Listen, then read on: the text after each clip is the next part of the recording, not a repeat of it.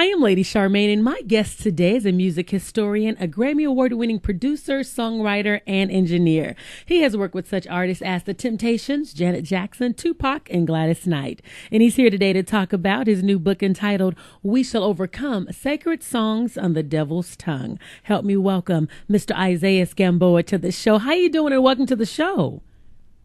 I'm just doing just fine. Thank you so much for having me on your show. I really appreciate it. Oh, you are so welcome. And it's amazing reading your bio. You are a man who's done all things music. You are a writer, a producer, an engineer, an arranger.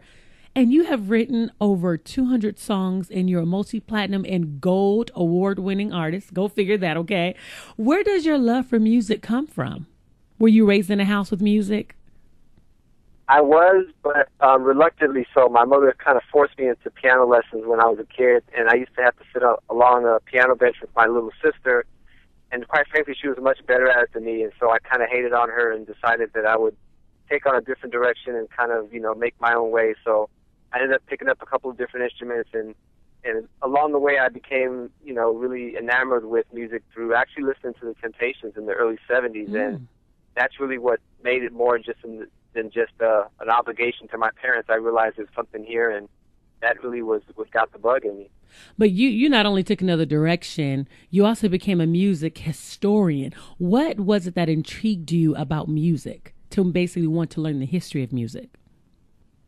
Well, I think it really was just an automatic thing. Everybody that I've worked with so many different artists, that it intrigued me as to the history of African-American music and how it evolved in this country really from the roots in Africa. And I've done quite a bit of traveling to Brazil and places like that where a lot of our African cousins are. And it really became, fascinating to me to kind of help the study and through my music also kind of document some of these changes that we've gone through emotionally from, thousands of miles away. But I think it was more the emotional connection to slavery that kind of got me hooked into that. And one thing I noticed about you, because music was so important to you, you wrote a book. And the book it's entitled, We Shall Overcome, Sacred Songs on the Devil's Tongue. First, tell us about the title of the book. I thought that was really interesting, the Sacred Songs on the Devil's Tongue. Tell us about that. What's interesting, the book is really about the song We Shall Overcome. And up until this book was written, it's thought that the author of the song was unknown, even though 5 folk singers claimed ownership. And to me that was a travesty, because the U.S. Library of Congress called it the most powerful song of the 20th century. And a friend of mine, actually former band member of mine, told me a long time ago that his grandmother wrote the song, and I pretty much didn't believe him. But over the years I started doing some research, and lo and behold, I found out that she actually did write the song. And her song was called If My Jesus Wills, and her lyrics were, I'll overcome, I'll overcome, I'll overcome someday. If my Jesus wills, I do believe I'll overcome someday. So obviously there's, the stark similarities are right there. The people that claim We Shall Overcome right now, they copyrighted their song in 1960. What they didn't know is this woman, little old Baptist church lady, she copyrighted her song in 1954. So that's the thing that you never find. You never find the smoking gun. You never find the actual copyright. And when I discovered that, it opened up a whole other world for me. And I've been basically trying to show people and prove this, but I had to, document it. And to answer your question, the title came from, being a devout Christian, I believe that removing Jesus' name from her song, and also the condition that if Jesus wills, I do believe I will come. To me, it was not just a simple act of trying to make money. I genuinely believe that these things happen in the spiritual realm, and that I believe it was an evil spirit that caused these people to secularize this song to begin with. Regardless of the popularity, I believe that the song was medicinal and spiritual, and I believe that's where the devil's tongue came from. I believe that this song that started off in the church took a different path, and that's where the title came from. Now, do you know how the song began to evolve throughout the years? Did you ever find from when she wrote the song and then another person took the song and it kind of evolved to where it is? Did you do the history on that as well? Yeah, actually, I ended up doing that sort of research based on a children's choir, because she was actually the director of her children's choir in the Baptist church. She was a congregation, and I found people, she was from Cincinnati, and I found various churches that were singing different arrangements of the song. And what I was trying to lock into was where might these people that went to copyright the song, where might they have gotten the song from to begin with? And it occurred to me that there were so many different variations of the song that it's very likely that they probably just walked into a church one day or one of these gospel conventions and heard it and made the assumption that, the little old Baptist church lady probably wouldn't have a copyright. And so they went on and copyrighted it. But turns out 50 years later they were wrong. So what happens now, knowing that the song was copywritten in 1954 and then they tried to do it in 1960? Does anything legally happen from there, or what happens? Yeah, there's actually a lot happening. The first step was to get the book out, because I was told, by a very wise woman that if it's not in writing, it didn't happen. In this country, African Americans, we have a history of oral tradition, but that's not academically recognized. And no matter what your truth is, if it can't be studied and if it can't be cited and sourced, people will not give it credibility. So the first thing was to get it in writing. I didn't know it was going to be this long. It was actually a 3-year process for me, but it was a blessing in a way because it taught me a lot. But the first thing was to get it documented, and so we were able to absolutely positively prove that the song "We Shall Overcome" from was her song. The principal propagator, the guy that spread the song more than anybody, is a guy named Pete, and he actually was known for "This land is your land, this land is my land," and he's well known. He also sang at Obama's inauguration. Well, this culminated for me in our actually finding him. We found him at his home about a week and a half ago, and we confronted him with the evidence of this song. And quite frankly, he just kind of said, "Wow, this is wonderful," and he pretty much embraced it. However, his embracing it doesn't necessarily address the legal aspects of the song. So from this point, we're actually moving forward to contacting the Library of Congress, and the family whom I'm close with is also moving forward to take upon some legal action that would allow their grandmother, named Louise Shropshire, to actually be converted to the title holder and the author of the song legally. And that's really what we're doing now. But we're starting off with this book in hopes that people become aware that this is our song, and I liken it to the story of Moses, the baby Moses that was taken out of the Nile. He was raised by Pharaoh, but at some point he came back to his people. And this song belongs to us.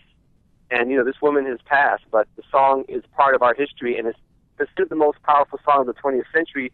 To not be able to tie that in with a woman of color, a Christian woman of color, to me, is something that's unthinkable to me. And so my quest here was just as much from as a historian, but also from a spiritual point of view, to bring Jesus back into the conversation. And you know how it is in public schools now. You can't say the name Jesus. But now when you talk about "We Shall Overcome," hopefully when people buy the book, you have to have the conversation that the song came from a song called "If My Jesus Wills," and that "If My Jesus Wills" was a condition of overcoming, as opposed to "We Shall Overcome" just said, "Deep in my heart I do believe." But that's not a theological argument. As far as the Christian is concerned, we submit to a higher authority. Amen. And that's a topic of conversation that we can have now in the public school, hopefully. And that was my highest objective. That is really amazing that you went on ahead. You found out about it. First, you didn't believe him. You found out about it. Then you did something about it. So you wasn't just talking about it.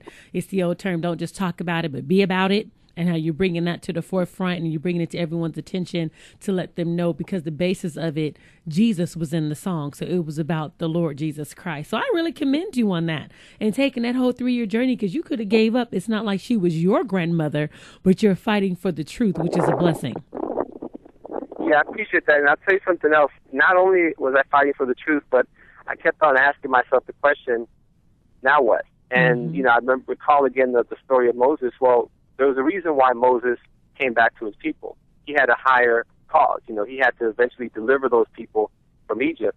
And it occurred to me that there's got to be something else besides just having this woman, restored. And in the process of doing this, I researched some of the historical history of exploitation of African American resources, and ultimately make a case in the book for our finally being able to get the reparations for slavery that we've never been given. And in fact, I'm working right now with the congresswoman locally to present and sponsor that bill to Congress so African Americans can get the reparations that they were never given. But it got a lot deeper for me, quite frankly, Charmaine, about than even the song. I realized that God kind of had a purpose for the song coming back, and maybe to raise awareness and to then move on and help our young people to have a future. What's amazing is what you just said. My husband and I, we were just talking about reparations. We just said that. And it was a whole conversation he and I had. And it's interesting that you brought that up. That's a blessing. If people wanted to purchase your book, where can they go to purchase the book? Okay, thank you. The book, We Shall Overcome, Sacred Song of the Devil's Tongue, they can purchase it on Amazon.com. They can also go to our foundation website called We Shall Overcome Foundation.org. Either of those two sites they're able to purchase the book from. And if they contact us and let us know that they called from your show, we'll actually give them a discount code where they can get an additional $5 off. Oh, fantastic. That's a blessing, because I think this is so true. I wonder how many people out there that are going to listen to this interview and say, you know, I don't believe that. He don't know who that is. But if you don't believe it, then read the book. The book is going to document and give you a firm foundation that's going to solidify everything that he's talking about. Go ahead, Isaiah. I saw you was getting ready to say something. Well, I want to also add that this woman, it turns out, was a very influential friend of Dr. Martin Luther King, Reverend Fred Shuttlesworth, and also Reverend Thomas Dorsey. In the book, there are over 150 photographs, many of which are never-before-seen photographs of Dr. King with this woman's family. But she was a heavyweight. She's the woman that you're going to see, you know, in the coffee shop along with the Harriet Tubmans and the Dr. Kings and the Malcolm X's. She was heavy, and I encourage everyone to read it and maybe share it with someone, because this is our history. And nobody's going to write it but us. No one's going to tell it but us. So I found the book to be very empowering, and it's making changes, you know, and I hope that people do come and support it, because it's going to be a change. I think there's a change coming, and hopefully it's here. And share with us her name one more time. Her name is Louise Shropshire, which is Shropshire. She's deceased now, but hopefully that name will be a household name a year from now. Again, thank you so much for sharing that information with us. And we want to make sure that everyone go online and make sure you purchase the book, because this is real history. Thank you so much for adding to our history, Isaiah. I appreciate it. Thank you, and God bless you for what you're doing. I know a lot about your work, and your audience is blessed by having you there. Oh, thank you so much. Thank you. Thank you.